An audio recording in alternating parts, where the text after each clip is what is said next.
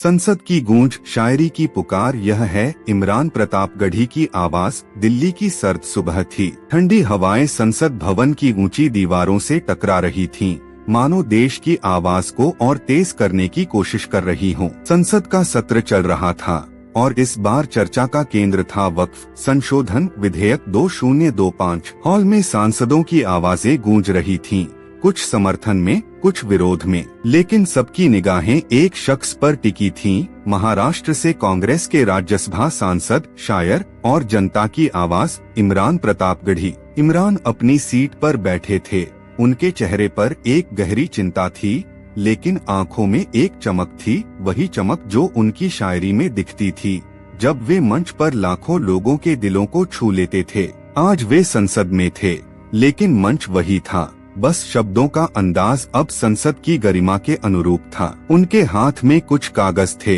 जिनमें उन्होंने अपने विचार लिखे थे, लेकिन जो सबसे खास था वह थी उनकी शायरी, जो हर बार की तरह आज भी उनके भाषण का हिस्सा बनने वाली थी। संसद में वक्फ संशोधन विधेयक 2025 पर चर्चा जोरों पर थी। यह विधेयक लंबे समय से विवाद का विषय बना हुआ था। सरकार का दावा था कि यह विधेयक वक्फ संपत्तियों में पारदर्शिता लाएगा और गरीब मुस्लिम समुदाय के हित में होगा, लेकिन विपक्ष, खासकर इमरान प्रतापगढ़ी, इसे मुस्लिम समुदाय के अधिकारों पर हमला मान रहे थे। जब इमरान की बारी आई तो हॉल में एक सन्नाटा छा गया। सभी जानते थे कि जब इमरान बोलते हैं तो न केवल तर्क बल्कि भावनाएं भी गूंजती हैं। उन्होंने माइक लिया, अपनी गहरी आवाज में कहा, माननीय सभापति महोदय, यह विधेयक केवल कागज का टुकड़ा नहीं है, यह उन लाखों लोगों की भावनाओं का सवाल है जो वक्फ संपत्तियों से अपनी आस्था और जरूरतों को जोड़ते हैं। उन्होंने आगे कहा,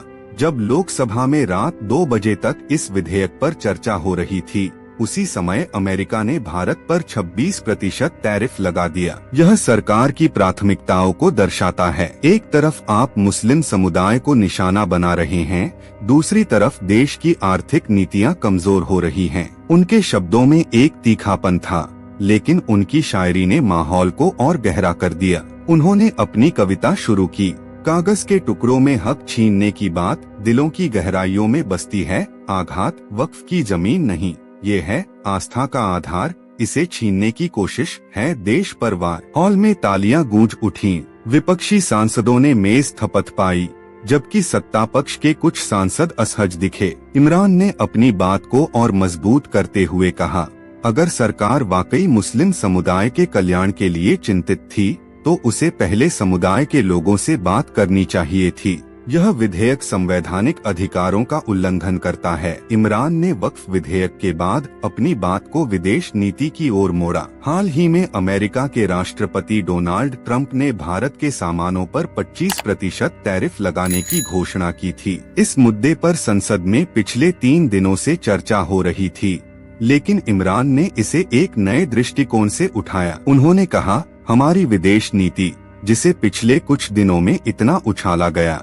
आज खोखली साबित हो रही है। हमारे माननीय प्रधानमंत्री ने अपने भाषण में ट्रंप का नाम लेने की हिम्मत तक नहीं दिखाई। क्या यह डर था या यह उनकी नीति की नाकामी थी? उनकी यह टिप्पणी सत्ता पक्ष के लिए एक तीखा तंज थी। उन्होंने आगे कहा, जब देश की जनता महंगाई से त्रस्त है, जब पेट्रोल और दूध के दाम आसमान छू रहे हैं, तब सरकार का ध्यान इन मुद्दों से हटाकर वक्फ जैसे संवेदनशील विषयों पर क्यों है? यह एक सुनियोजित रणनीति है जिसका मकसद देश की जनता का ध्यान भटकाना है। इमरान ने अपनी शायरी के जरिए इसे और प्रभावशाली बनाया। खोखली नीतियां, खोखले वादे, जनता के सपने अब टूटे साए, टैरिफ की मार पड़े, व्यापार डूबे, फिर भी सरकार बस तमाशा देखे। इमरान ने अपने भाषण में महंगाई का मुद्दा भी जोर शोर से उठाया। उन्होंने कहा, जब मैं अपने क्षेत्र में जाता हूँ तो लोग मुझसे पूछते हैं, साहब दूध के दाम क्यों बढ़ रहे हैं,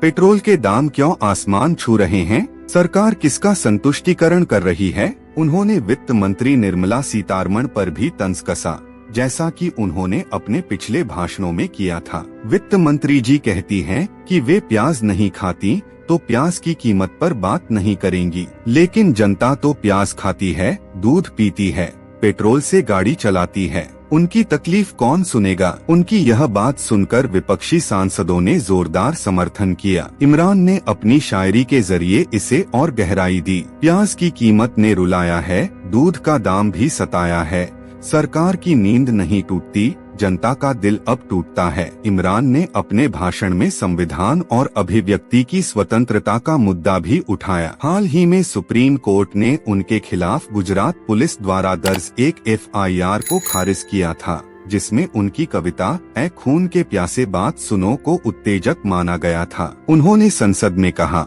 75 साल बाद भी हमें अपनी अभिव्यक्ति की आजादी के लिए लड़ना पड़ रहा है। सुप्रीम कोर्ट ने कहा कि कविता, कला और सटायर हमारी संस्कृति का हिस्सा है, लेकिन कुछ लोग इसे खतरे के रूप में देखते हैं। यह सोच देश की प्रगति को रोक रही है। उनकी इस बात ने संसद में एक गहरी चुप्पी छा दी। उन्होंने अपनी कविता से इसे और प्रभावशाली बनाया। कविता में है आजादी की पुकार, शब्दों में बसता है दिल का संसार, जो इसे दबाएंगे वे हारेंगे, सत्य की आवाज कभी नहीं मरेगी। इमरान का भाषण केवल संसद तक सीमित नहीं था, उनकी बातें सोशल मीडिया पर वायरल हो रही थीं। लोग उनकी शायरी को शेयर कर रहे थे, उनके तर्कों पर चर्चा कर रहे थे। एक युवा ट्विटर यूजर ने लिखा, इमरान प्रतापगढ़ी की शायरी में वह ताकत है जो संसद को हिला देती है। वे जनता की आवाज हैं, लेकिन कुछ लोग उनके खिलाफ भी थे।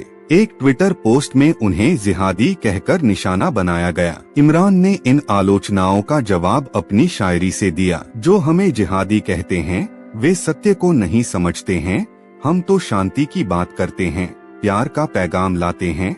इमरान का भाषण खत्म हुआ, लेकिन उनकी आवाज संसद की दीवारों से बाहर निकलकर देश के कोने कोने तक पहुंच रही थी। उन्होंने अपने भाषण में न केवल सरकार की नीतियों की आलोचना की, बल्कि एक नई उम्मीद भी जगाई। उन्होंने कहा, यह देश बाबा साहेब आम्बेडकर, महात्मा गांधी और मौलाना आजाद का है। हमें उनके सपनों को बचाना है। यह चुनाव केवल सत्ता का नहीं, बल्कि संविधान और एकता का है। उनके शब्दों ने युवाओं में एक जोश भरा। दिल्ली की सड़कों पर, सोशल मीडिया पर और गाँवों की चौपालों पर उनकी बातें गूंज रही थीं। इमरान प्रतापगढ़ी केवल एक सांसद नहीं थे, वे एक शायर थे जो अपने शब्दों से देश को जोड़ रहे थे।